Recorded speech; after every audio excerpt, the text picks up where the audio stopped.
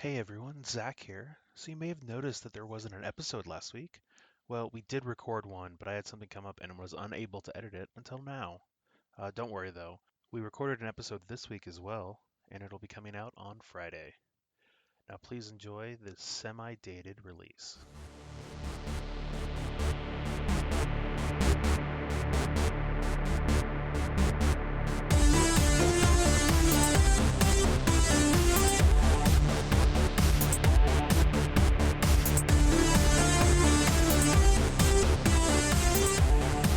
Hey, everybody. Welcome to another episode of the Mile High Game Guys board gaming podcast. I'm your host, Adrian. I'm Zach. And I'm Jeff. And this episode of Mile High Game Guys is, as always, sponsored by our sponsors, Gray Fox Games. Still supporting us through this extended social isolation. Yes. Yeah. By the time this is all said, just in time for them to send us like 3 games and us not be able to. That's right. I mean, Adrian could be playing them right now and could be That's telling true. us about it, but he hasn't for whatever reason. So, well, because I was being considerate, but now that I know that, apparently it's going to be held against me. it seems like you're I'm being gonna go- inconsiderate towards our sponsors, is all I'm saying.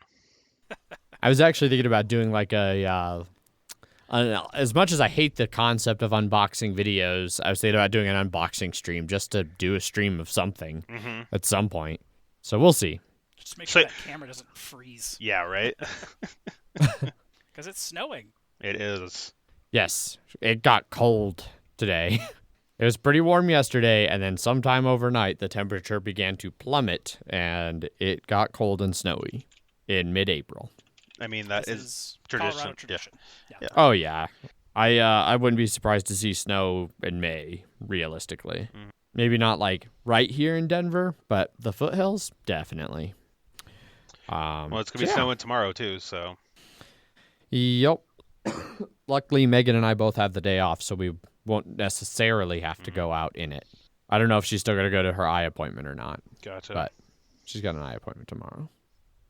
I do not have it off, but I will be working from home, as per usual. So, I was supposed to have Thursday and Friday off, but I couldn't because we had a whole bunch of stupid shit that needed to get done at work. So, That sounds like work. yep.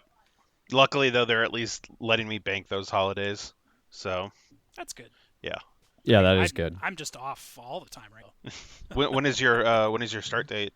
2 weeks. 2 So, weeks. 2 Gotcha. weeks. Yeah, The offer letter is signed, sealed, and delivered. Gotcha. So that's a song. they can't back out now. As long as Avery still exists by the time you start, I think they'll be okay. as do I. So, But a lot of places won't be. That's for sure. Yeah. so amazingly enough, it wasn't me that did this, but you guys definitely went down the banter section before we even talked about what we've been playing. It's like we actually played games this week. I know. I think we all played games this week, which we did last week too. So, sort of. Blood Bowl counts. I played less Blood Bowl this week. But yeah, before we get too much into banter and talk about Jeff's new job offer that is signed, sealed, delivered, let's take a second and talk about what we've been playing. There has continued to not be streams, although I have been doing work on the channel. I don't think I mentioned it last week, but there is now a Twitch emoji for our subscribers. So, very Paul had exciting. only been asking about that for like 8 months, Yeah. Yeah. and it's done.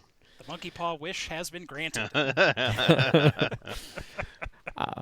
But yeah, so no streams. Like I said, I'm trying to think of something to do, maybe an unboxing or something, or play something with Megan. Every time we're about to do that, something else comes up in our life, and we're like, maybe not. But nonetheless, I did still play an actual physical board game. I had fairly recently somebody in the local game night group was moving in the middle of this whole crazy COVID crisis and offered up a bunch of games for sale. And amongst the games that were listed, most of them I didn't recognize and or wasn't remotely interested in, but I saw that they were selling a copy of Ginkgopolis. And what's more is I saw that they were selling it for $30. and not the $130 that it commonly goes for on BGG. So I immediately was like, yep, I'll take Ginkgopolis, done. They sent me their Venmo information. I paid them. And then they were like, all right, here's my address. Text me when you get here, and I'll open the garage, and it will be set on a crate in the garage for social distancing. Nice. And so I never met the person. I have no idea who they are or what they look like, but I got Ginkgopolis for $30, and it was complete. There was nothing missing or anything like that. And so Megan and I played that Friday. I ended up getting the day off, like out of nowhere. My company was like, hey, we're out of parts, so have a paid holiday. We're out of things. Yeah. A lot of our parts come from Italy, so we have not been getting shipments of some of the parts that we use to make other parts. And yeah. So they're like, hey, have a happy paid Good Friday. Like, they didn't ever say that it was because we were out of parts. All of their stuff was like, we understand in these trying times that family's important, so we wanted to give you a long holiday weekend. But those of us in the know that it's because they ran out of parts. Mm-hmm. But it worked out because Friday was also Megan and I's anniversary. So amongst other anniversary things, we sat down to play a game together. And so we played Ginkgopolis. We learned it and played it right there on the table in one setting, which was rough. And I need to stop doing that with Megan because she is definitely one of those people where when you start reading from a rule book to learn a game, her eyes roll into the back of her head, and she just proceeds to space out until you're like, all right, well, let's play. And then she goes, wait, what?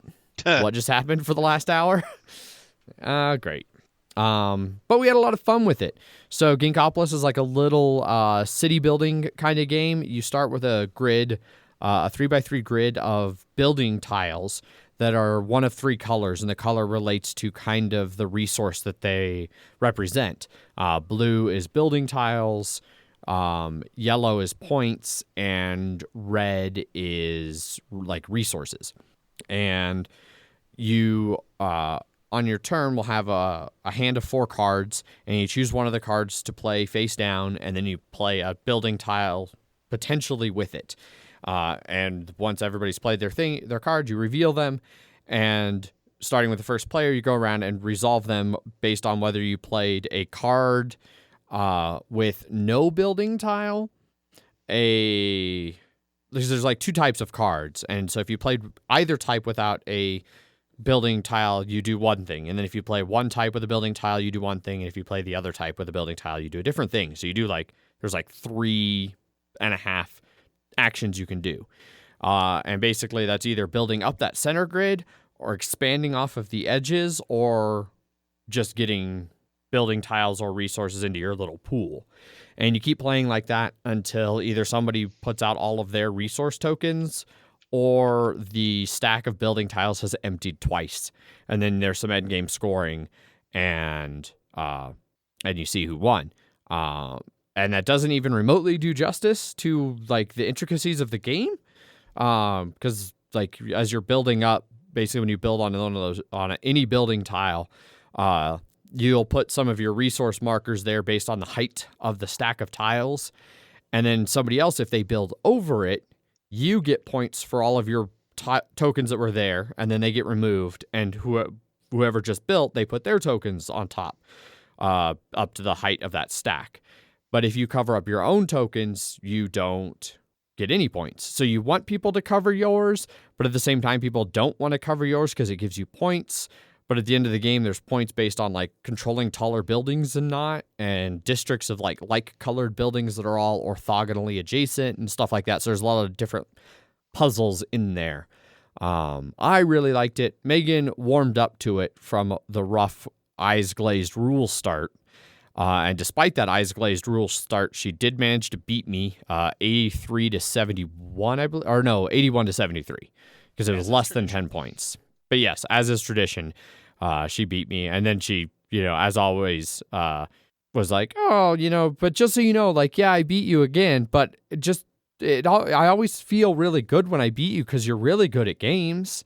It's like, yeah, I'd feel like I was better at games if I actually won games, like people tell me that, like you guys tell me, oh, we pile on you in games because we know you're good, and if we don't, you'll win. but I still don't ever win anymore. So We'll just be worse at games, and we won't have to do it. That's true. I've been trying that for at least a year now. But we proactively already, beat you down. So maybe, like you said, maybe he has been worse at games. We just keep beating him down regardless. Yeah. Just to make sure you don't get any ideas about getting better. Yeah. Don't you dare think about winning again, Adrian. Yeah. But yeah, I really liked Ginkgopolis. I'm definitely happy with it for $30. Components are okay. It's a little bit of an older game. They're nothing. Yeah. Didn't look great when I was looking at it, but I know that doesn't matter for a lot of people. So Yes. I'm noticing that there's A through L for I'm assuming where you buy it and you get to sort of what do the letters mean necessarily? Yeah, so that's part of the expanding the city. So the two types of cards are building cards or surveying cards, I think is what they're called. And so the building cards will let you build on top of buildings that exist. So they have numbers on them, and the initial grid is the 9 tiles, and it's 1 through 3 in the 3 colors. Gotcha. So there's 1 through in that starting one.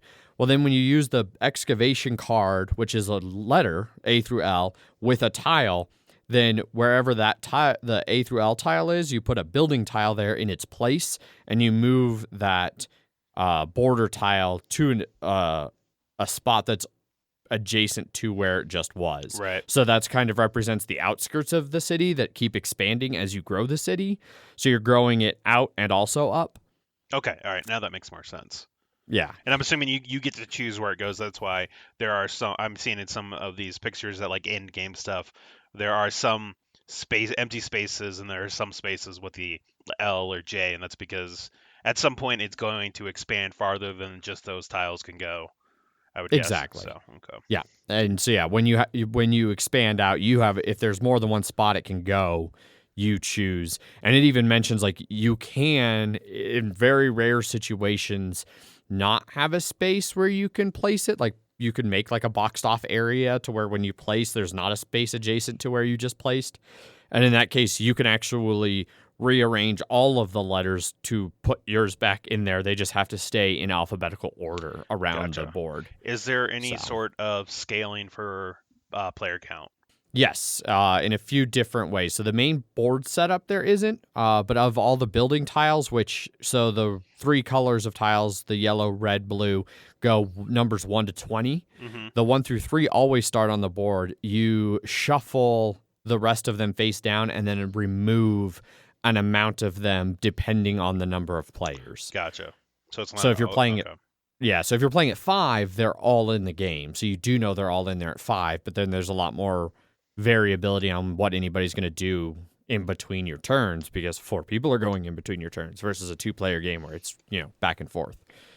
Gotcha.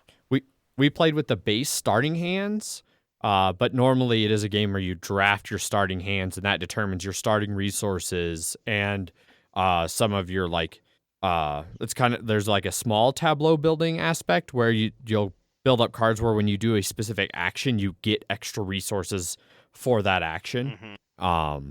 And so the full game, you draft those. And if I was going to teach it now, I would probably just teach the drafting, because it's easy enough if there's somebody who understands the game and can teach the game quickly and concisely, then it's easy enough to explain what you're drafting for. Gotcha. And people can go for that.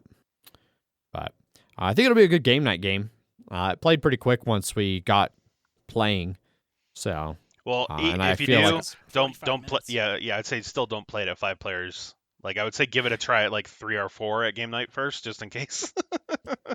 Yeah, it was, I think, best rated at 2 to 3. So I probably would not go above 4. Okay. People that don't like variability would not like having 4 people go in between their turns. So.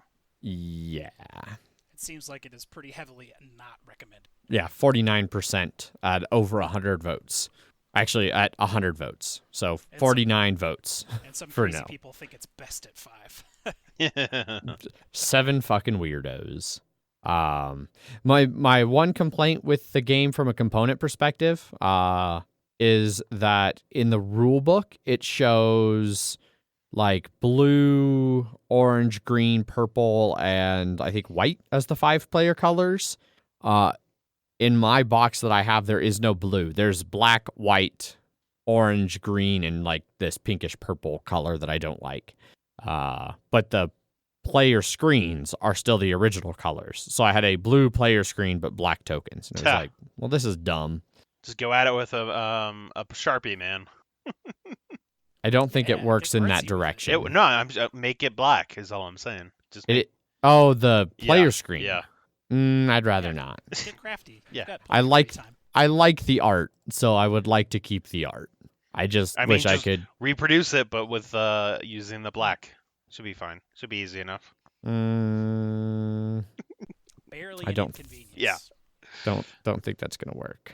So you're saying you're not up to the task, is what you're saying? Correct. Okay. Correct. It would be easy to do if it was somebody other than you, is what I'm hearing. Yeah, that seems like a fair assessment. There is supposedly, so it's been long out of print, but there is a new edition coming that will conceivably update the components and art and all of that stuff. Gotcha. So, but yeah, I liked it. So that's my that's what I played, and then a lot of video games, but no other board games. Just today at work, I suffered my worst loss ever in the Mystic Vale app against 3 hard opponents. I came in third, and it was by a substantial margin. You gotta get better, man. I'm usually really good at that game. Mm-hmm. You say that, but that's against AI. I have no concept of that, of you playing those other people. All I hear is this one game, so it sounds like you're not great at it. I have definitely shared pictures of my like ridiculous stomping scores in the Slack. The AI in that game is quite good. Yes, it is. Oh yeah. Yep. I could feel them running away with it, and I was like, "Oh, this is not going to end well." And it's all over. It's like, "Oh shit, I miscalculated, and I just spoiled." Oh, and that guy bought the thing that's a green token, and that's a green token, and oh, there goes another green token, and great. I spoiled, and all 3 of my opponents got green tokens that counter some of their spoil tokens. That's not good. Also known as growth. That's what it is. Yeah, they announced a new Mystic Vale expansion again. What? Because of course they did. That doesn't seem like this game at all. I still don't have the last one, so I don't know. I got that Conclave box all set up. Now I have to be able to play it in person. So. Jeff, what about you? What have you been playing? I've actually played quite a bit of online stuff, of course, because everyone is sick, trying not to get sick. Yep. So I did some solo Marvel Champions on Tabletop Simulator because we had got that Thor set like a week where everything shut down, and I literally never was able to try and play Thor. So I did a solo Thor on the Wrecking Crew scenario. I wasn't expecting Thor to do well in it because Thor has a lot of cards that are like minion centric, or to like go through the encounter deck to pull a minion out to engage it, because he gets to like untap if he defeats a minion or do extra damage or etc. etc. But I got lucky with some cards that were able to pull minions out, and I got them in the first or second card. The Wrecking Crew's decks are pretty thin, so I wasn't accelerating them, which was nice. That's good. And I went weakest to biggest in crushing them because Thor has some crazy damage output. Shocker, a giant hammer does a fuckload of damage. That doesn't seem right. Yeah. So I just played his default deck. It's aggression and which is red, the regular Thor cards. He starts with his hammer, of course. I lucked out and got like invulnerability card out pretty early, which you can then activate to give yourself tough. And Wrecker, the big guy, was the one that was attacking, and like he did like some insane amount of damage. It was like he had his crowbar and it was undefended, and like he had pulled an encounter card that added like another like 3 or 4 damage onto it, and I was just like, well, I'm just gonna defend that and take 0 damage because of tough. It was, and there's 3 of them in that deck, so I just kept getting them at the right time. He has some resource management issues. He has like Odin's Son or something that lets you, or that's his. He has like a resource generation cards basically. I think they're the Justice symbol, the little lightning bolts, and he gets extra damage with some abilities. Like if he kills something, you can spend that resource to do like an X amount of damage. And then that what's Pile Driver? What's his name? Pile. I think that's it. Yeah, it sounds right. It's the one that can get the taunt and the extra health. Oh, yeah. Yeah. So that came out immediately, and I just plowed through him. Like Thor has like hammer throw. It just does like bonk 8 damage. And since it's solo, these guys only have like 10, 11, 12, 13 health. Because it's the first I've actually played this solo too. So they're a lot easier to kill. I'd say it is much easier solo. It definitely gets harder as you add in additional players and stuff like that. I got close to dying once, but Thor has like a 4 or 5 recovery to put him to his alter ego side. I only had to go alter ego once because the tough status cards kept coming out, and I just kept not taking damage. His allies are interesting. A lot of them have to do with minions, like Lady Sif. When she comes out, she like automatically refreshes Thor, and that was the one round where I had to be like not be able to defend, and I was like, "Bye, Lady Sif. Take that like 12 damage to the face for me, please." Oh, jeez. Because Wrecker, if he hits, he has the most average stats, but it's still 2, and then he gets extra things if he has his crowbar, and extra things if it's undefended. But Thor felt powerful, like you would think Thor would feel, which was neat, because I was just expecting him to sort of be like, it's the first one that's really felt like a superhero, I guess. Gotcha. 'Cause, I mean, like Captain America's in there. I mean, you have Iron Man and She-Hulk, but it's felt like there's been no one that has like this super like S tier power level that Thor has. Like Thor's like the most powerful of all the Avengers, and he certainly felt like it. It was interesting to. Cool. Right on. And that's Marvel Champion. Have you ever played as Thor, Zach? No, I got hit. We both got our packs at the same time, and we I didn't. think we were doing a solo stream or something. The last solo or the duo Yeah. stream that we did. Yeah. Gotcha. Right on. Zach, what about you? What have you played? Well, Jeff played some other things too. Because the way you wrapped that up, Jeff, it sounded like you were done to me. So I'm sorry. That was Marvel Champions done. Sorry. Most of everything else I played with Zach, except after I did the Marvel Champions thing, I used Tabletop Simulator, so I was playing around with some more Tabletop Simulator stuff, and I started fucking around with 40K Tabletop Simulator, Warhammer 40K tabletop stuff. Yeah. People have put in such a massive amount of effort to not have to pay money to play 40K. They have like scanned all of the minis in somehow, because they look like fairly detailed 3D modeling in Tabletop Simulator, and people have made these armies. You load them in, and it's literally every miniature that you could think of for that army, and some that you can't even get because they don't exist model-wise, but people have made them. And you just sort of like select your army based off your like army list that you've built with some other program like Battle Scribe or something like that, and then you save them in units with their war gear and stuff like that, and then you save that little table that you've made of your army into a file, and then you can bring them into like battlefields off to the side with someone else, and then you just set up your army like you would on normal tabletop. Super interesting. Okay. How they've kind of gotten into that 3D realm, digital realm of playing 40K. I haven't actually played any games, but maybe.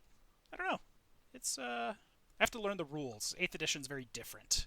Okay. So, yeah. And then everything else I played on Wednesday with Zach, V, and Lance when we did a digital Wednesday game night. Yeah, V had called me about that, but I had plans to spend time with Megan. So what'd you guys end up playing? Of course, the first thing we played was Cartographers. And we were looking at trying to play on like either Board Game Arena or Tabletopia or Tabletop Simulator. We ended up going with the Tabletopia version of it. Okay. Tabletopia is what I've played with the most. It's sort of the most, I don't know, like complete and like nice version of everything because they're all publisher made. It was really just going to be V and I, and then Zach got roped in, and then Lance ended up coming in as well. So we played 2 games of 4-player Cartographers on Tabletopia, and I've played it a couple times solo. And it works really, really, really well for Right on. playing Cartographers. Pull the little tiles out of the bag. They're just like one by one, but you use your mouse wheel to pull out the 2, 3, 4, 5, whatever. And of course, Zach misread the scorecard like 5th time. Yeah, okay. But in my defense, I wasn't looking that well. Borderlands is the name of the scorecard, and you score for each full row or column anywhere on your board, not just on the edge of your board, even though the card is called Borderlands. Yes, the card is very badly named. Yes. But it goes from border to border, I guess. That's why. Mm-hmm. Like, Yeah. So I ended up winning that one. Being able to draw the monster attacks on each other's boards was interesting. I discovered that I was playing the solo version slightly wrong. With like the couple times I played, I think I was only not able to draw one once. But in the solo version, it's supposed to start in a corner and then kind of follow the arrow up that board edge. And only one time I screwed up because if you can't draw it on that board edge, you move in one more tile and then do it again until you've crossed all the way across and been able to or not able to draw it. Gotcha. So there is much more of a chance for it to actually happen. And it can get into the middle of your board and not just the edge. But with the multiplayer version, of course, people draw it wherever they want. And everyone did to spectacular fashion. People love being assholes. Yeah. So we played 2 games of that. I got first in the first game, second in the second game. I think Zach got second in the first game and first Oh yeah, yeah. in the second game. Yeah, you had a decent score on that first one, and then I crushed on the second one. Yeah, it was that second one had the scorecard where for every like empty square that was surrounded on all sides. You got you got a point, and I think I got 22 points from that on the last. Yeah, 22 empty squares that were surrounded on all sides. Yep. It's just a weird way to play the game because of that score. The only thing I wish it had was a way to be able to swap out the scorecards. When you start the room, it just randomly gives you them, and there's no way to actually like go through each of the scorecard types and swap them. Yeah. So we because on that second game we got like 3 out of the 4 of the same ones, and so we kept refreshing it until we got different ones. Yeah, which was fine. A couple of connection issues, like someone would join the room and then like I wouldn't be able to see that they had joined a seat in, which was solved just by restarting the room. After we played Cartographers, we played Zach's favorite, chosen by V. Correct. Between 2 castles of Mad King Ludwig. Nice. Yep. Got a 4-player game of that going. Did you want to talk about that one, Zach? And I mean, feel free to just continue talking. It's all good. But okay. Yeah. No, that one actually it went well. We did 4 players, like you said. Learning to draw was an effort. Did you guys play that one on Tabletopia as well? We did, yes. Okay. Yes. I have a subscription, so only one person needs a subscription, and then all players that join with them can have access to all the content in the whole game. So Between Two Castles being a premium game. Okay. Yep. And so it went well. So V did not end up between me and Jeff again, which is for her benefit, I guess. Because almost certainly I've scarred her at least a little bit emotionally. That last time we did that. But we we were just building around. It's hard to just when you're having people look, you basically have to like tell them whenever you're done with whatever you're doing, come to our castle and we can look at the stuff that we're looking versus like actually showing it to them in real life or whatever. But then and then figuring out how to put it in our hands and then how to make everything one pile and hand it to the next person was an effort, but we figured all that out. And as per usual in Between Two Castles, everybody was always like, yeah, this is the good castle, and then you find out that that was your shitty castle, and then it was just like, oh no, I thought I was doing really well, and turns out I had helped build the two weakest castles, so I was like, I was the weak link in this game. Yeah. I was sitting next to Lance, so I was between Lance and Zach. Lance was partnered with V. Clearly, V had it in for you Yes. because she was like, "No, I'm making the best castle over here." Actually, the one between Lance and V ended up getting the most points. Lance and I's castle was the second most, giving me second place. Yeah, and then V and I's was the worst one. So, because I think it was like 50, but it was all fairly close. It was like 55, Yeah, it was 54, like 7 points. 52, and then 47 was the worst one. Yeah. Yeah. And then It was all pretty close. yeah, and she took the blame for it, like self-imposed blame for our castle doing so badly. And I was like, okay, I'm all right with that. What? V blaming herself? I don't believe that. Fall on that sword, V. Yep. But yeah, I look forward to playing some more games online with them. Yes. It was fun. Yeah, it was. I enjoyed it. It was enjoyable, and we don't get kicked out by the brewery because we stayed too late. Yes. I mean, there used to be a time when breweries didn't kick us out till like 1 or 2 in the morning, but then we all got old and started wanting to go home at like noon or 9:30. like 10 and 11. Yeah.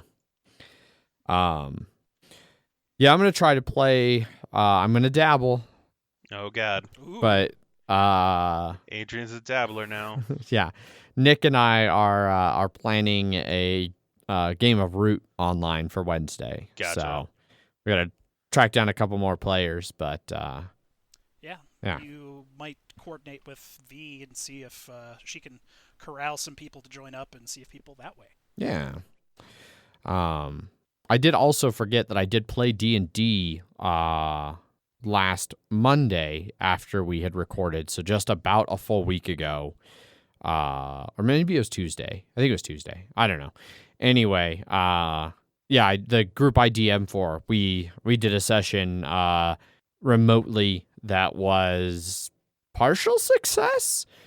There were some things I really liked about DMing online, like having the entire internet very readily at my fingertips to look up obscure things that my players asked me about. Like, oh, you mentioned this is a temple about that god. Tell me everything about that god.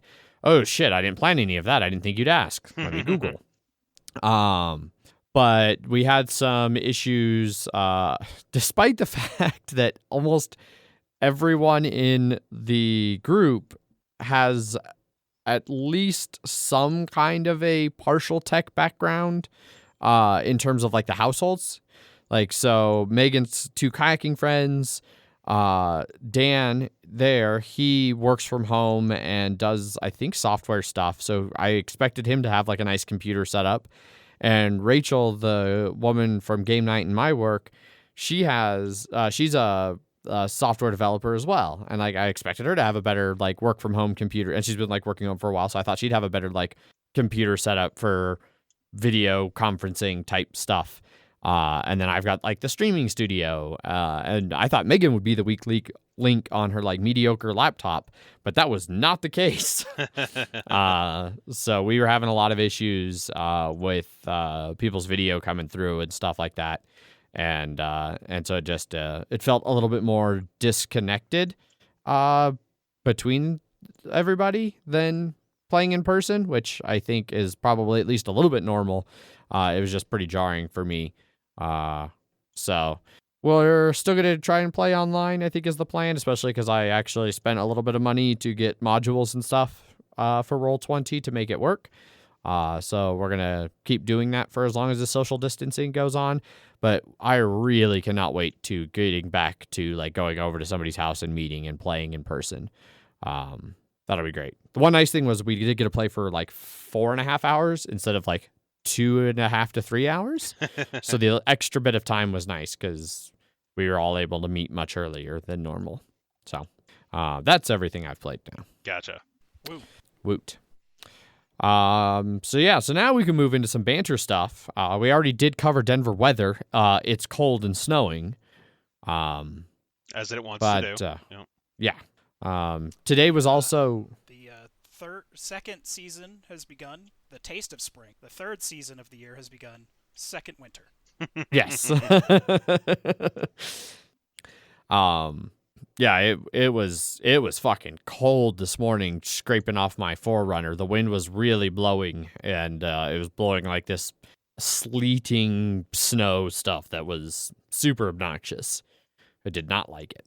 And it is very cold in the studio right now. Turns out that the studio relies heavily on body heat for maintaining a reasonable temperature, and I, by myself, do not provide enough body heat to warm the entire studio. That seems Zach like your and I fault. just Yeah. warm each other. Yep, pretty Yes. We radiate into each other with all of our hot breath into our microphones. Shit, there was something else I was gonna say, and then we kept talking about weather, and I forgot it. Oh, no, today was easily, I think it's largely because it's Easter, so even more people were home than normal.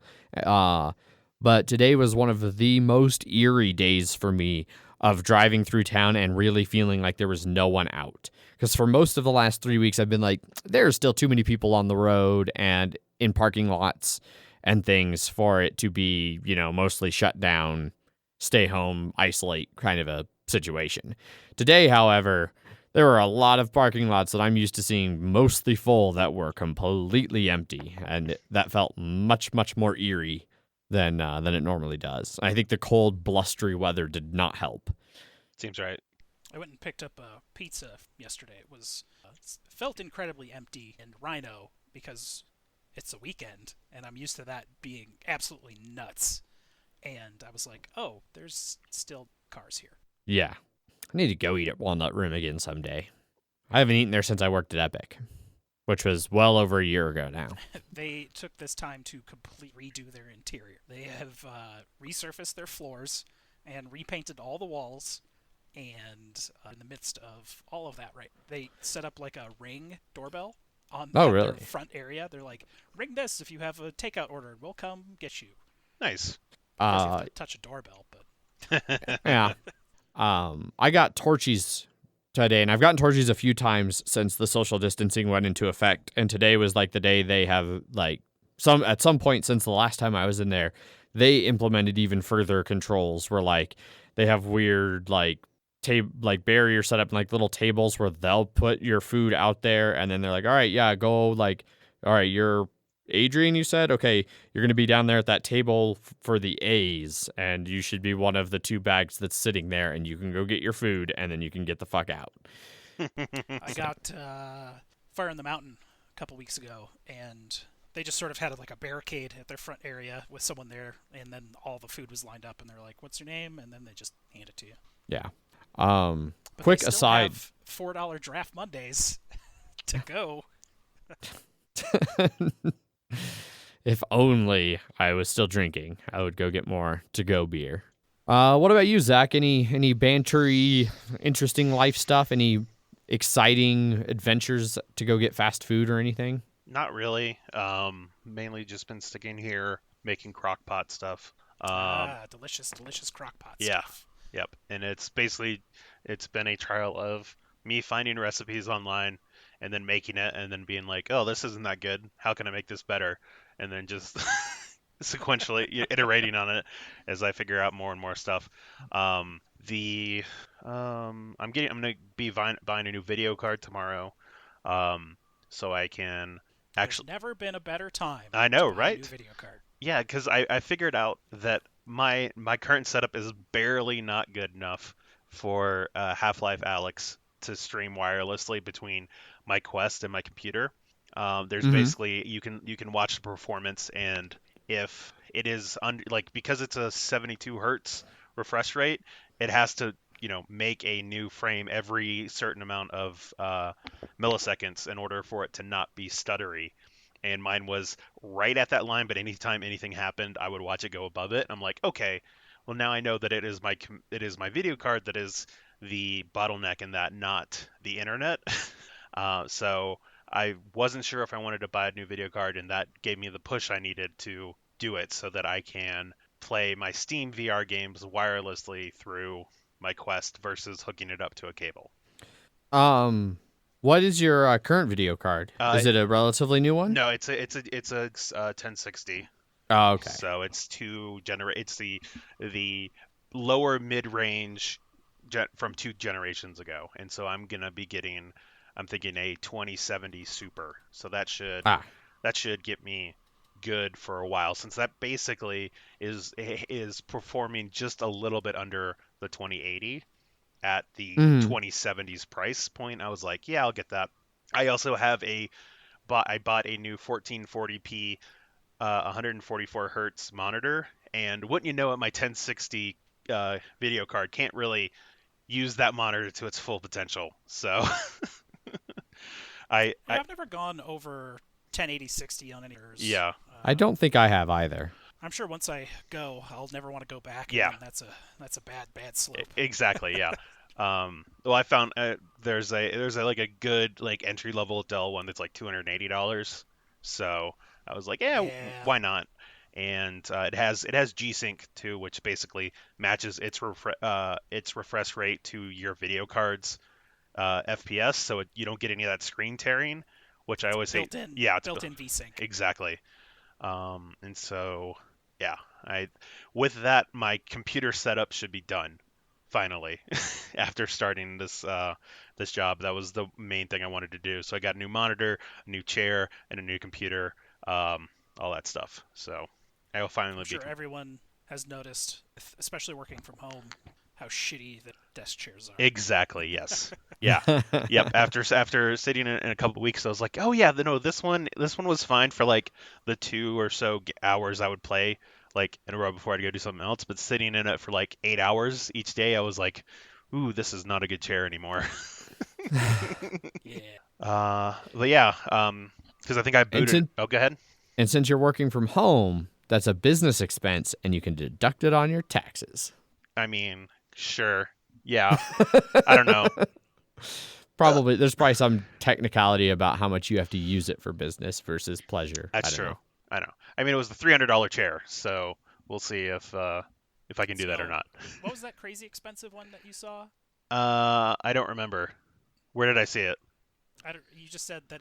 Wow, that's a very gaming chair. No, I bought that one. I just got a used version of it. So. Okay. It's that one. Yeah, it's that one. No, it was $350 at Micro Center. I was like, oh my god, who would pay that much for a chair? And then I sat and I was like, okay, I can see it now. And then when I was going to buy a chair, I was like, I should probably just go get that chair since I remember how comfortable it was. And then they had someone had returned one of theirs. And so, open box. Yeah, it was open box one, and it was the Aspen version, so it's all white. And I was like, it's fine, whatever. Yeah.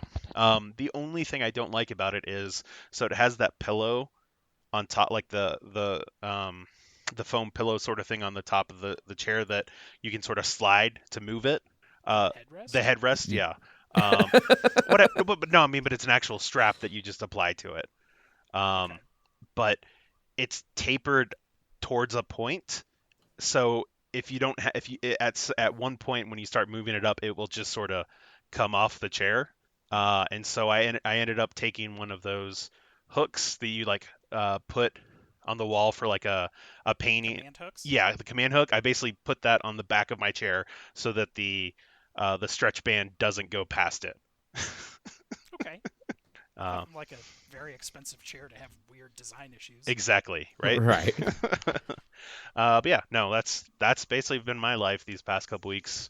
I was going to finally get the title, or not the title, the tags on my car, registration, but with the DMV being closed until like the 30th, I'm like, well, I can't really do that.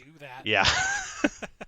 Yeah, I realized the other day that my Forerunners tags expired in January, so I'm really waiting for the DMV to open back up. So they do have self-service kiosks for renewals, but it's not for new registrations. And I was like, okay. I was like, yeah, my temporary tag expires on the 17th, and so I might call CarMax, the people I bought the car from, to be like, hey, the DMV is closed. What should I do about this?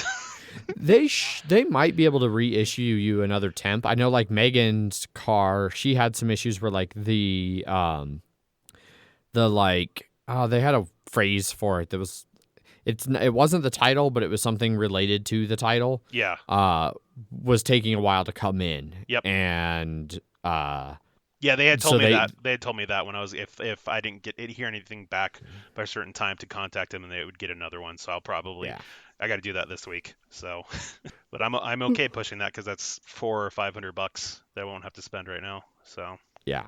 I also have not seen hardly any police officers anywhere when I've been driving around, and especially since you're working from home, you're not really driving much, so yeah, probably not a huge deal in that regard of No. Getting in trouble. exactly. I know. I'm pretty sure I could use a "Hey, the DMV isn't open" as a good excuse. Yeah. So that's been my life. Cool. Yeah.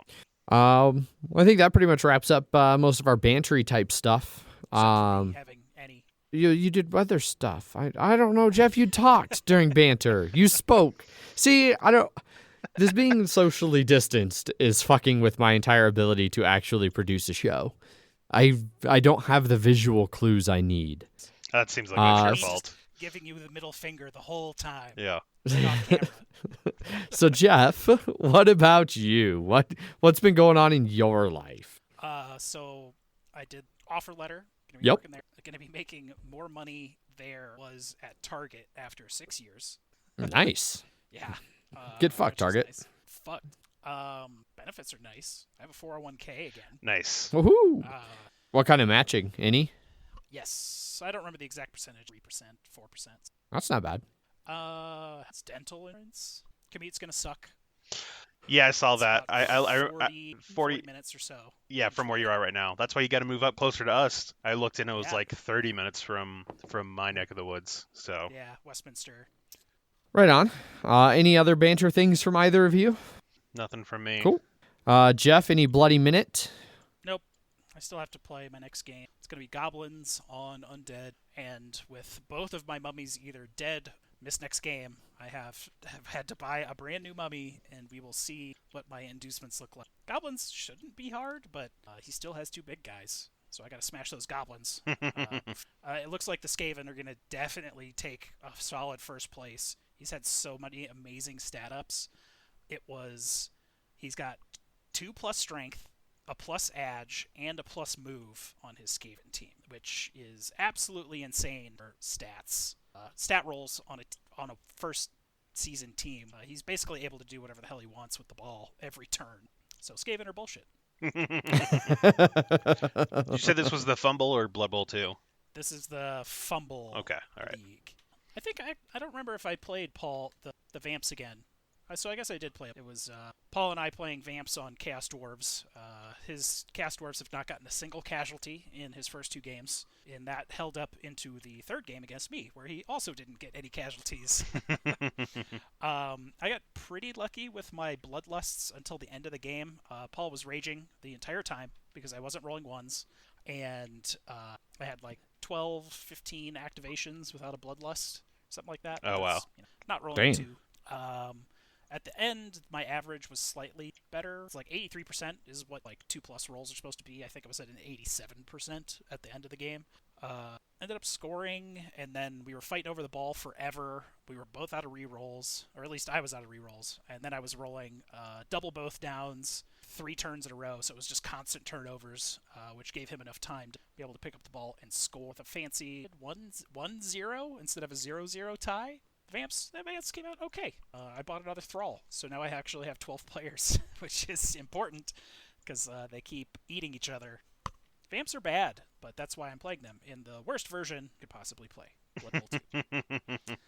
I just really hate the old MVP rules. The old MVP really sucked because it just could go to any random player that played on your team. So if you hired a star player, they had a chance to get your MVP, and then they were gone. Or if you hired a mercenary, which was happened in my last game, they got the MVP and they were gone. You don't even have a chance to hire them with a loner. So yeah, good times in the Right on. Blood Bowl. Nice.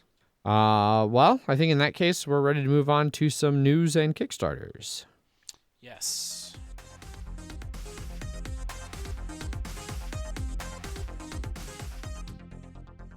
First up news this week. We have the Origins Game Fair has been officially postponed. It just came at the end of last week. They say that they're going to postpone it to early October of this year, and then they will be scheduling some sort of online Origins that then no details on. Yeah. So specifically, they've moved it to the weekend of October 7th through the 11th.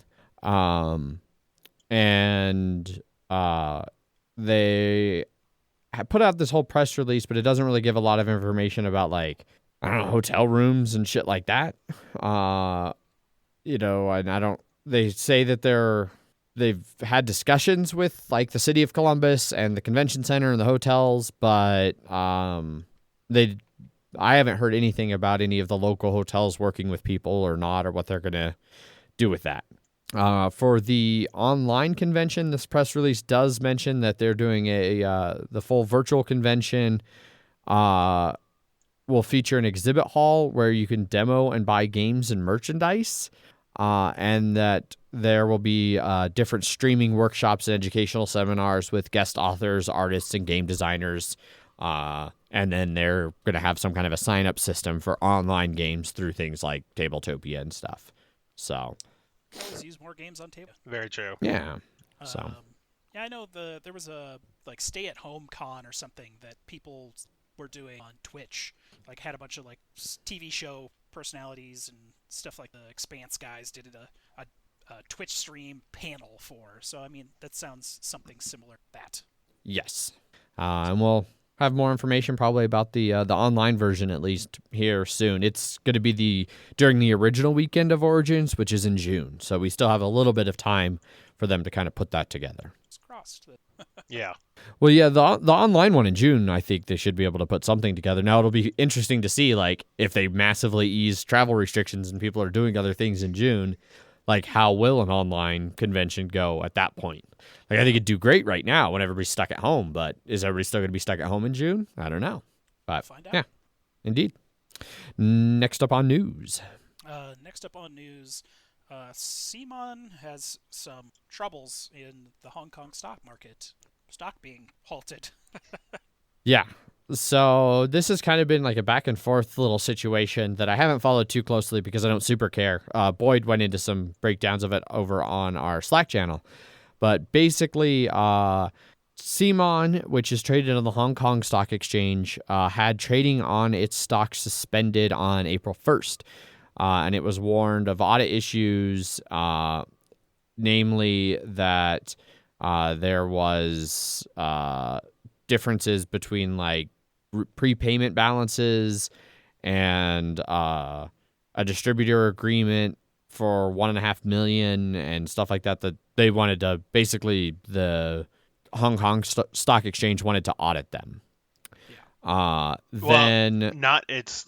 I mean, they audit them every year, because that's just what happens with companies. But it's that the audit, like they wanted them to hold off on like publishing or releasing their audit report until they got some final things worked out, because they were definitely thinking about possibly putting a going concern label on it, which is not a great term for businesses apparently. So yes, which they say. So CMON put out a press release about this, and they claim anyway that a going concern refers to a situation where net current liabilities are greater than net current assets. Mm-hmm. And they basically say that that's just a reality for their company because of the way they run Kickstarters. Which makes sense for the amount that they, like the cycle of it, they have like 4 to 5. It seems like 4 to 5 like going on at the same time. And yeah. Well, and they say because they record the funds from Kickstarter as both liability and assets, mm-hmm. that the money's an asset from the backers, but it also represents a liability because they owe them games. Yep. And so I don't know. No, I mean that makes sense. Until the transaction is completed, you can record the revenue of it, but you also have a liability set up that once it's completed, you can sort of match those up. But yeah. yeah. So ultimately, their CMON's thing they put out ends with the statement that CMON is and will be in the business of making great games for many years to come, which, I mean, that's a strong statement. We'll see how that all ultimately plays out. But yeah, we'll have links to like the BGG article about it and the CMON statement, and the BGG article also has links to like ICV2 article that goes a little bit more in depth and things like that. That it's talks probably about. good they came out and were like, hey, this doesn't sound as bad as it is. Yeah. Because could be. Mm-hmm. Oh, the wide world of finger business off Kickstarter. Exactly. Especially with Ankh gonna launch this week. Yeah, on Tuesday, I think. Yeah. That's gonna make $1 bazillion, I have no doubt. Yeah. But yeah. So we'll see if CMON ends up having any ridiculous issues. We shall see. They also broke down a little bit of what their current Kickstarters were delivering and stuff like that to try and hopefully alleviate what people Concerns. Yeah. But yeah, they've got time machine stuff still coming. Yeah. Yep. And they have 5 games currently in various stages of production, which is kind of ridiculous. Yeah, CMON really likes Kickstarter.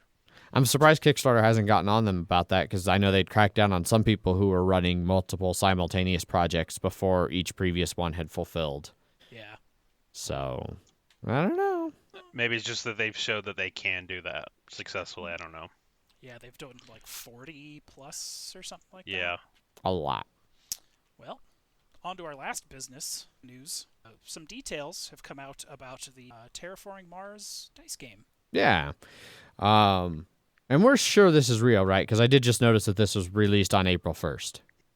Well, I mean, the CMON news was also released on April 1st. Yes. Yeah, No, but that had a much more real... Adrian, I just want to say I think the majority of people took April 1st off. It did seem to be significantly less active this year. Yeah. And this is a previously announced game. Correct. It's True. not. It's not Fields of Mars again. Like. Hey, I have fallen for a Terraforming Mars related April Fool once before. Yes, you have. But anyway, so this is supposedly some more information here about the dice version that has been announced. And so the main game is going to revolve around throwing 5 different types of dice.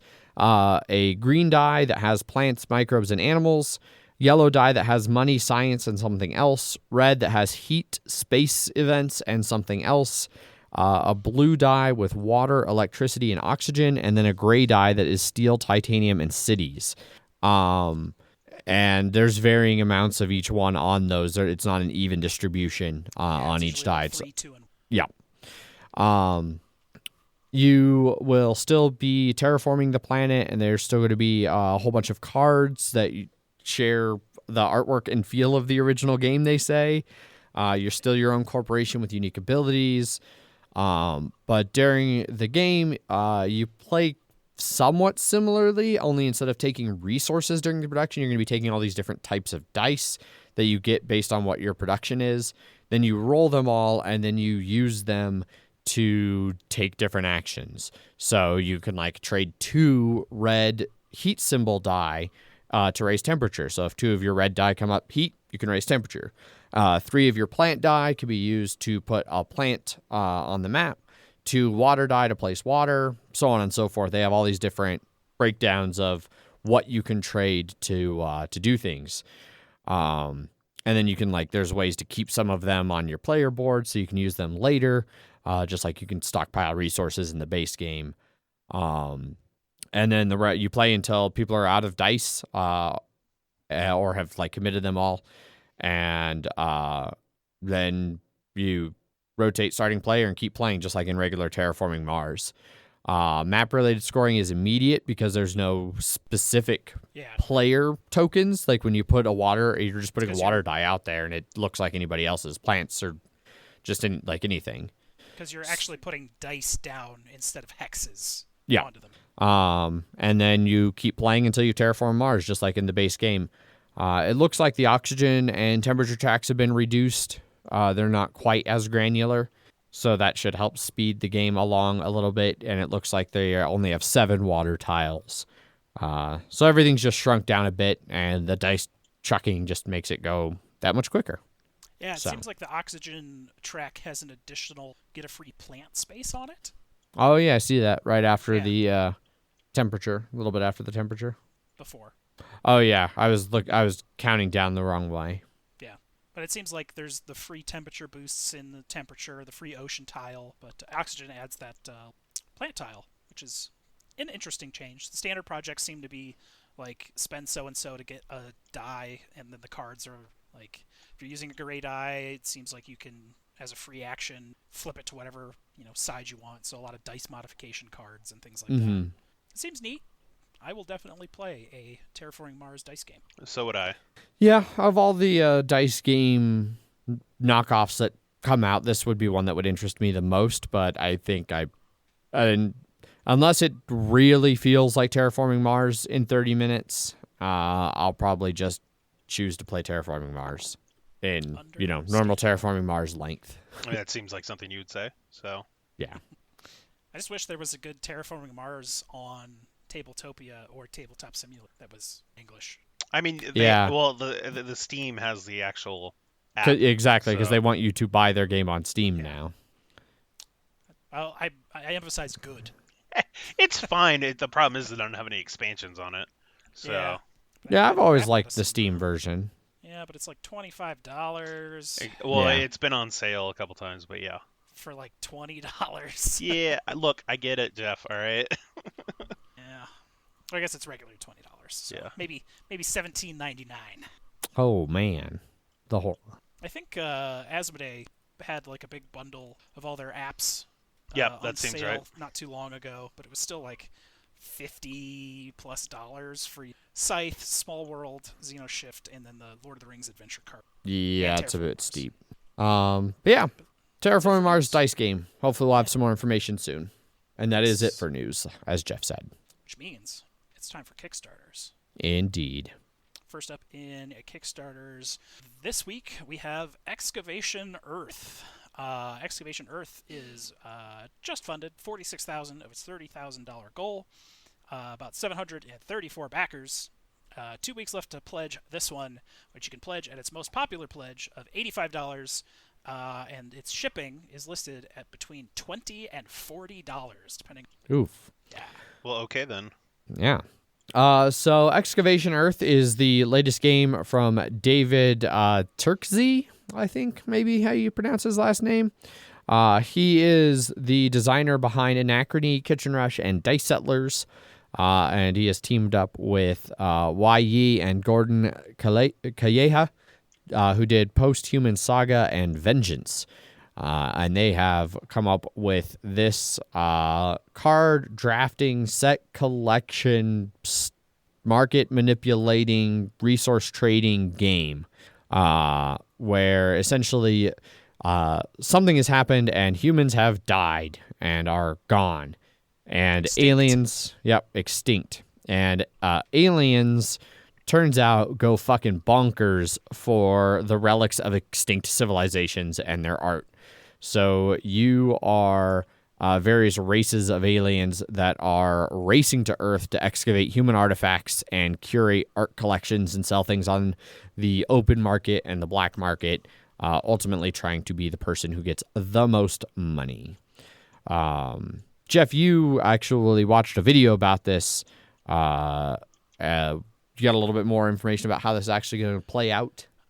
So it's a big map of the Earth, and then on the Earth are various colored spots that'll be the different like sets and things that you're going to be trying to collect with alien species.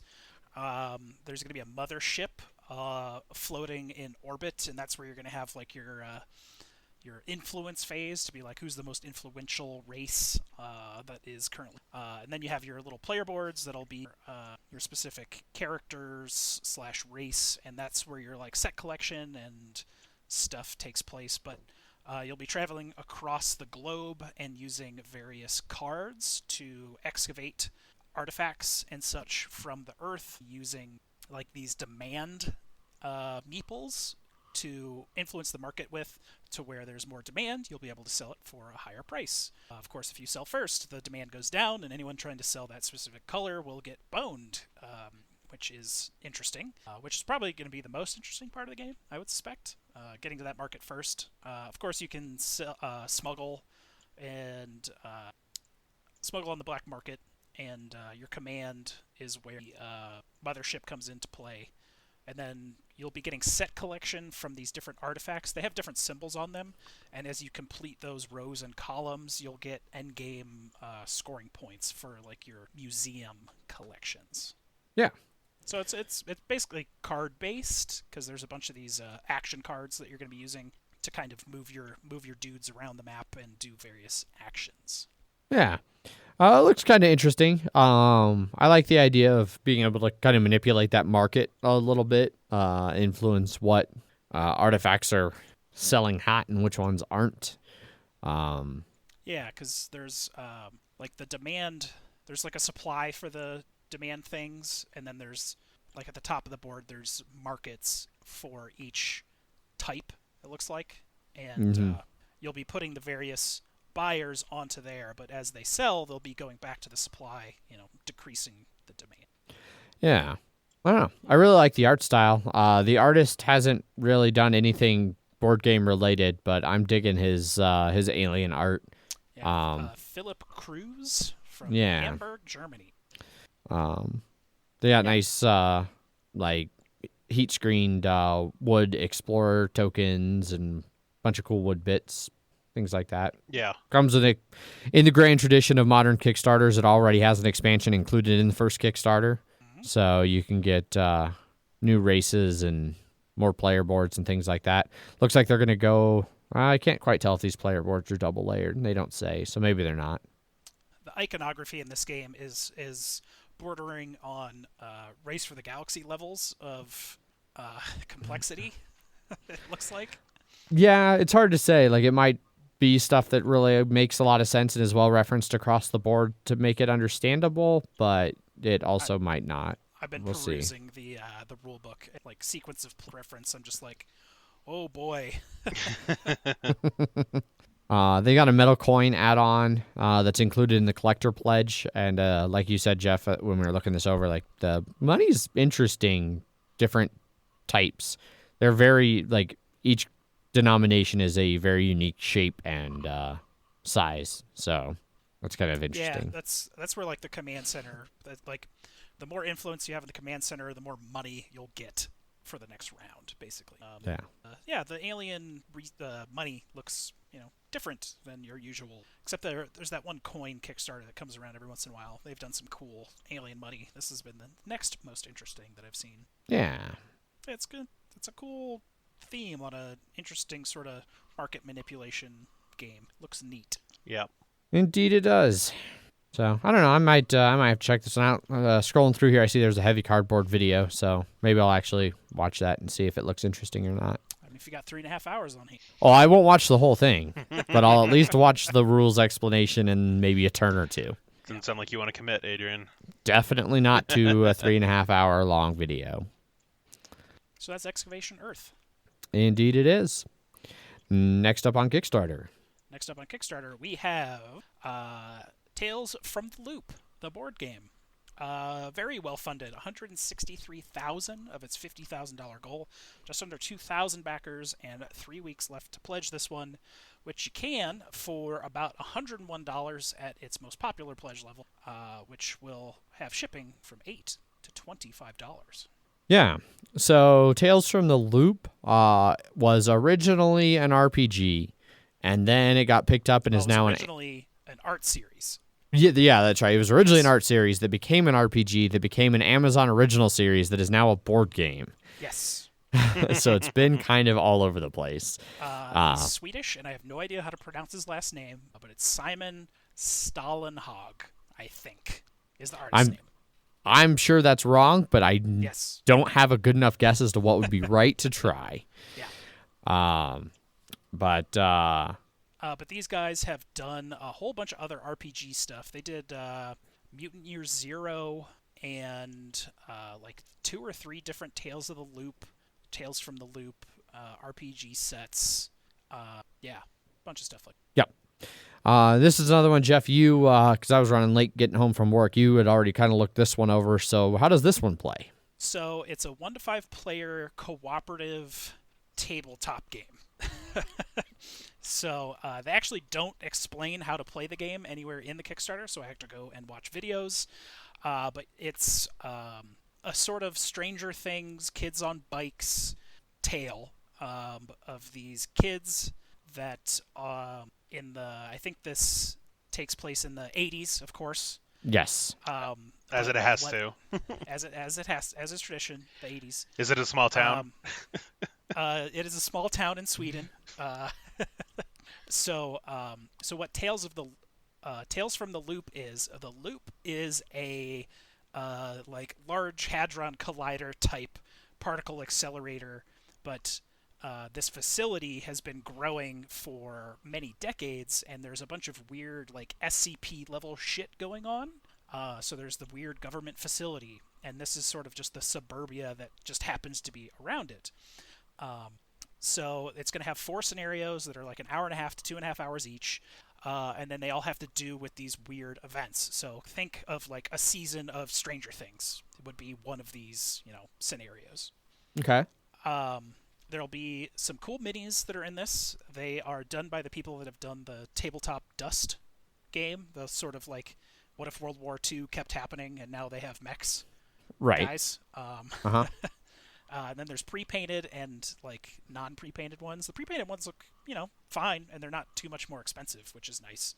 But you'll be playing as a bunch of these kids. There's 5 different of them, and then they'll all have various traits. Like some will be smarter, but will be weak, and then you'll have to do various tests through the game. Like you'll be charming, but you're slow, and then you'll get fun equipment like Walkman and firecrackers that will help with certain scenario things. But the board is these islands, and you'll be going to different spaces on these islands and investigating this deck of cards that will have these letters on them. And then you will start by going to school for the day. You go to school to get new traits because this is just happening through daily normal life. So you go to school, you get your traits, and then the time between, after school and when you have to be home is like the gameplay portion of the game. And you'll go to the various areas and you'll find like this computer, but it's heavy, so you have to make a test, and you'll have these dice that will have, success or fail on. And then you don't have to go in like turn order, so like it's totally open who goes like in the middle of their turn. Like I've gone to this place and I have drawn this card to do this test. Why doesn't this other person go and they can do what they need to do, and then they can end here and help me with this strength test because we want to get this weird computer back home. And you get the weird computer back home and it ends up being an AI, and you get these weird anomaly cards. But you have to spend all this time in between school and home, and part of the game is getting home on time, so your family's not mad at you. And you have to spend time units to like do all this stuff, and you have like this family tracker thing to where like your family's getting annoyed at you. Like it starts at full, and you can have your parents drive you around to places that you need to go to. But if you start showing up late for dinner every night, then the family's gonna be like, no more car rides. I'm not driving you around the town anymore, and things like that. Apparently, one of these scenarios has to do with a dinosaur. Like, Oh yeah, I saw that. Gorgosaurus. Yeah, the Gorgosaurus. Yeah. yeah, which is an actual dinosaur. Yep. And you're trying to search around all these different enigmas and things like that. There's a little tracker for enigma points that you can miss. There's the various robots. That's all the minis. You can actually hack the robots, and the robots, if they're like activated or not, will have various firewalls that you'll have to try and succeed to get past, with various consequences in there as you're trying to break into the actual facility and figure out what's really going. Okay. Yeah, it seemed pretty neat. Like your time units are these like little cubes you putting on your player board as you do things with your various actions like scouting and searching, etc., etc. As you gain and lose favor with your family for showing up after dark. It's After the street lights turn on. nice. It's always nice when they do something fairly realistic, because I know my time units are cubes as well. Yeah, this looks neat. I've been wanting to dig into that Amazon TV show. But I Yeah, have I've heard not it's really yet. good, actually. Yeah. Yeah. Oh, yeah, these are the guys that did the Alien. I saw Alien that. Yeah. RPG. Well, and I was just going to say, one of the things that has me most interested scrolling through this was all the different RPG sets that are also surprisingly affordable that you can pick up, like the Alien RPG, the other Tales from the Loop RPGs, which I've heard are really good. And then even some stuff like there was something I remember looking at before about Mutant Year Zero, like a board game, and they've got the role play set for Mutant Year Zero. I mean, I'll tell you this: was it Coriolis, the Third Horizon, saying Arabian Nights in space? That's a way to make me interested in something. Yeah. Okay. All right. Yeah. Yeah. Yeah. That's only like $30. It's up 10 to 1. It looks like 10 to 1 Yeah. on the Swedish currency to US. Yes. Yeah, I also like that almost all of these rule books looks like they not only include the hardback, but also send you a full PDF, which is fucking awesome. I wish more RPGs did that. Cough, cough, D&D. Oh, No, D&D because is never then gonna. people share them, and then That's less money, Adrian. yeah. I mean, I share them. You're talking I share crazy them talk. all the time anyway, Yeah. so. So you're a pirate, a dirty, dirty pirate. It has done Yar. nothing to stop it. Exactly. It has done I've- nothing to stop it. I have alerted the police now, just an FYI. So I'm on the phone dialing 911. this man shared Um, PDF files for D&D, and then just bust through the door.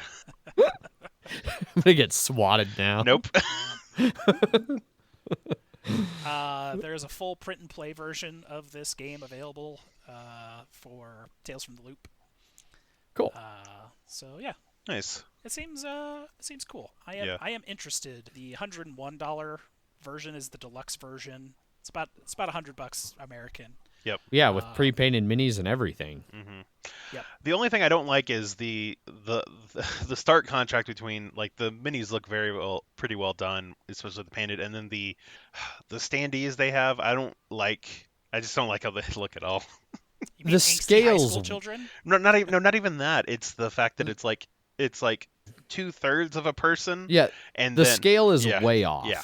Well, Yeah. and then it's just a white border around everything, which I hate white borders around things. So Well, it's not That- final. So. That Okay, is true. I- Zach I- does hate white borders. yeah, that's why I just what is that one splatter game that I just Antiquity. that I'm just like, I'm not gonna play that because of that.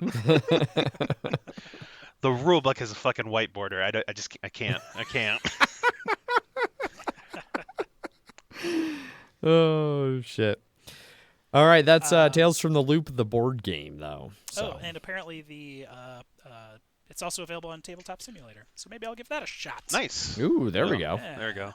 Along with the print and play. Yep. Cool. That brings us to our final Kickstarter. Our final Kickstarter is one from our sponsor, Gray Fox Games, called For Science. For which is- science. which is very well funded. 52,000 of its $20,000 goal. 944 backers. A week left to pledge this one, which you can for $59 at its most popular. An additional $10 to $35 shipping. Did you say 1 week or 2 weeks? Sorry. You said 1 weeks. week, and I was Okay. going to say, Did I did say you one? mean 2 weeks? You said Yeah. I one. mean two. Okay. 2 weeks. Okay. 2 weeks. Yeah.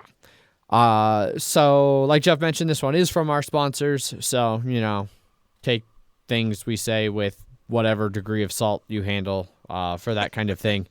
Whether it be it pink or white. Yes. It is a fast-paced cooperative block stacking game about saving the world in the name of science. Which And- it's checking a lot of boxes for me already. Yeah, that was a word salad of good words. Yeah. It is designed by Eric. How did we learn to say his last name, Jeff? Royce. Royce. Eric Royce, who also designed Spirit Island, which immediately gets me more interested. And me less. Yeah. Although, to bring Zach back into it, it's a 15-minute game for 1 to 6 players. Yep. No, I mean, I'm with Jeff on I do like cooperative games. I do like dexterity stacking elemental games, and so it seems like there's a lot of stuff here that could be good. Yeah.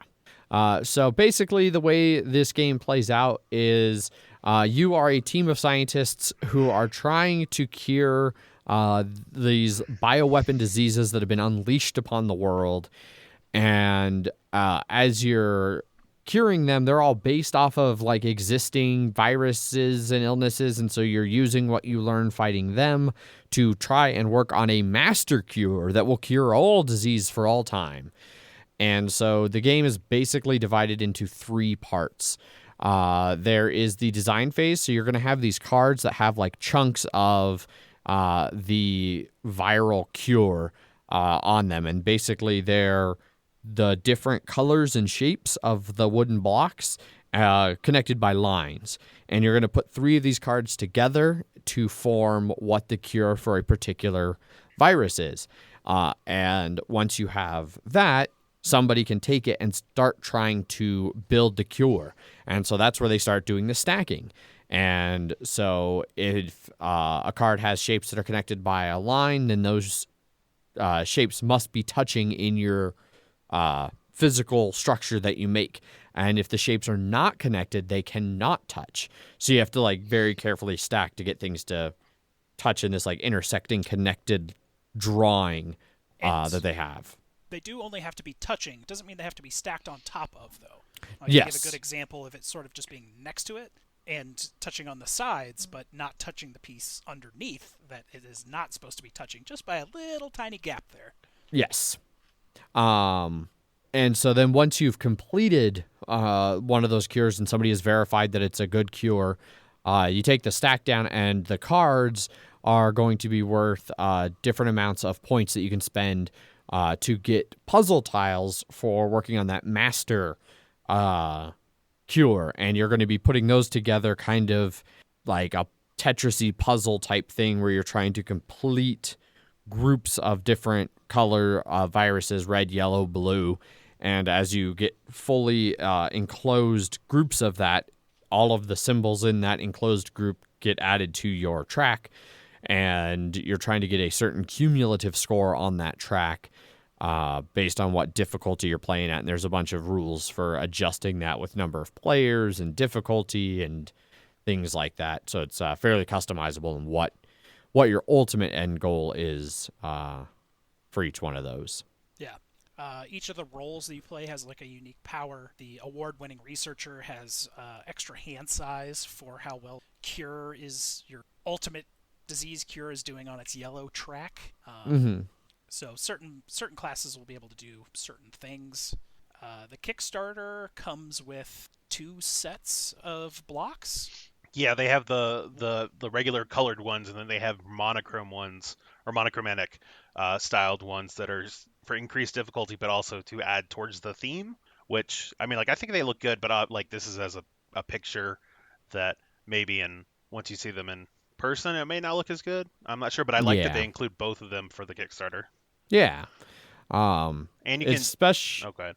I was gonna say it's especially nice because you can have like I was talking about like you could build those cures. Everyone can be working on stacking a different cure at the same time. So having a lot of extra blocks would be nice. Oh yeah, definitely.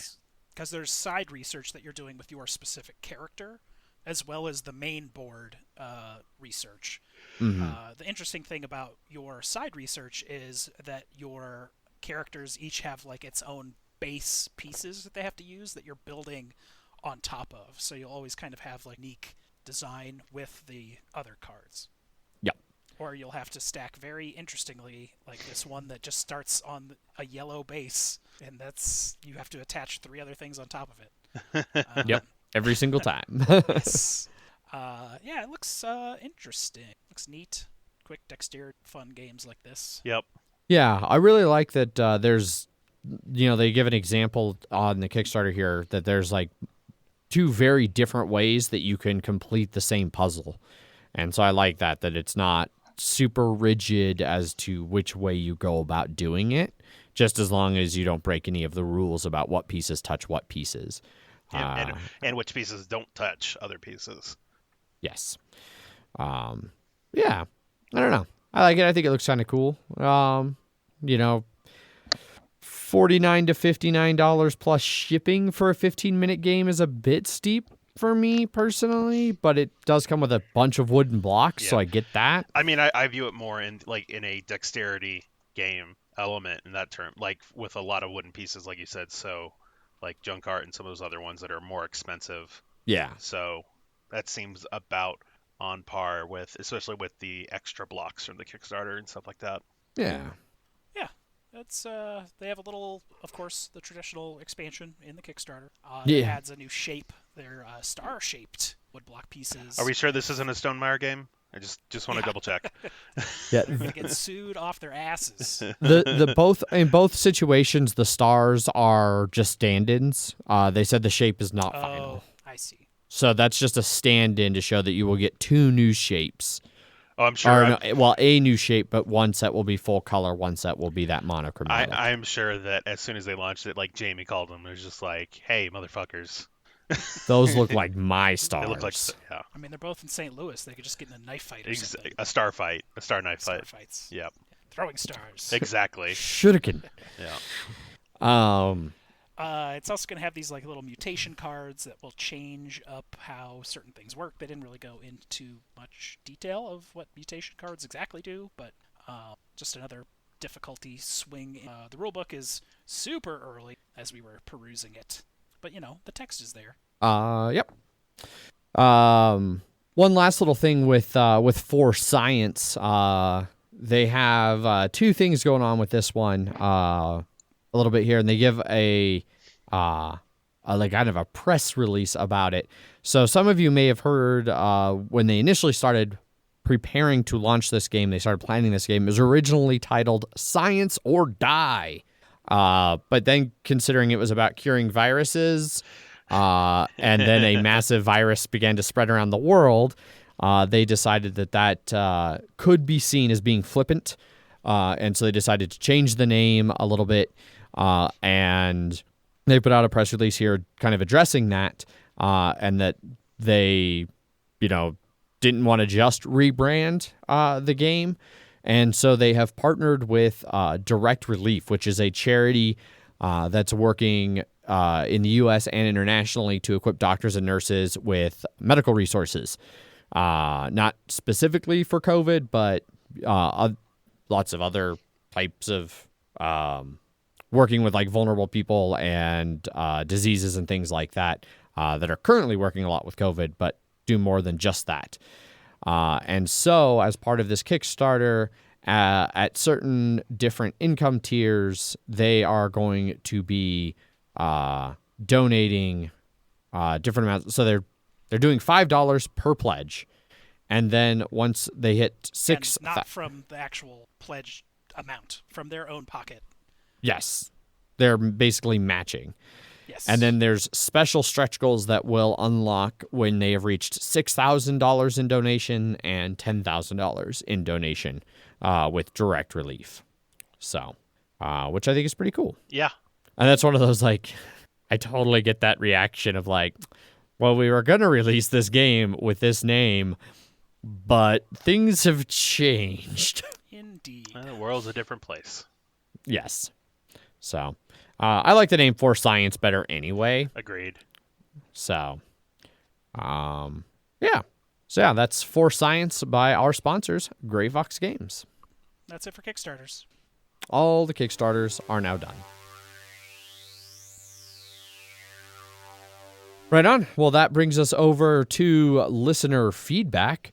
First up would normally be emails, but Jeff hasn't gotten an email in quite some time. No.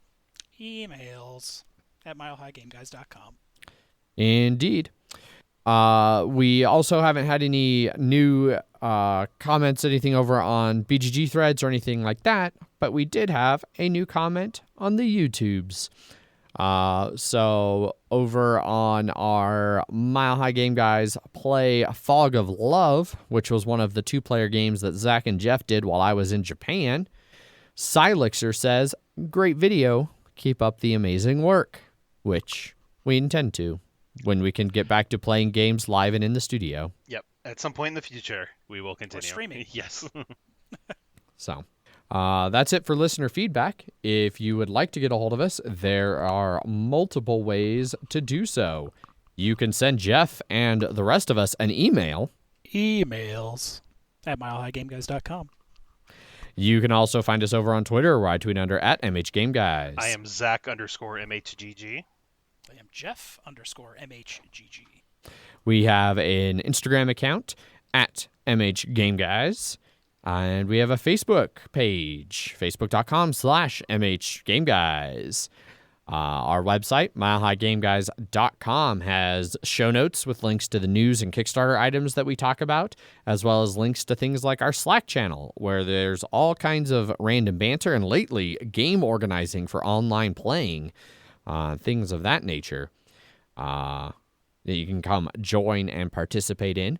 Also links to our BGG guild number 2731, where there's episode posts and things like that when we're going to be streaming, scheduling stuff, that type of thing, when we get back to actually really planning things out ahead of time and not living in this vague social distancing, nothing's real and nothing matters timeline, which you can eventually get back to watching our streams over on our Twitch channel, twitch.tv/MHGameGuys. So plenty of ways to get a hold of us or follow us or interact with us or whatever you want to do with us. So get on it. And finally, as always, we would like to thank our sponsors, Gray Fox Games, for continuing to support the show. As we mentioned earlier during the Kickstarter segment, they have a new Kickstarter that is live right now. For Science, a 15-minute cooperative block stacking game about saving the world in the name of science. Jeff, do you have a prepared statement? Of course. Gray Fox Games, quality games, color crafted. Also, yes, you're the toughest, craziest, most hardcore badass on the planet. You're the shit. Well, that's nice to say. Yes, yeah, thank you. Well, that pretty much wraps everything up, I think. So thanks everybody for listening and sticking to us. Hopefully we've been providing you some manner of entertainment as you've been locked in your homes, social distancing. So, Woo. Yeah. Woo. Indeed. Yeah, as always, I've been your host, Adrian. I'm still Zach. And it's almost my birthday, Jeff. Bye. Bye. Bye.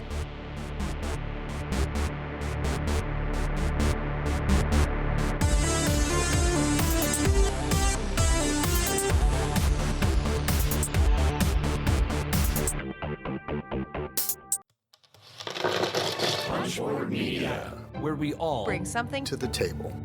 Pull up a chair at punchboardmedia.com.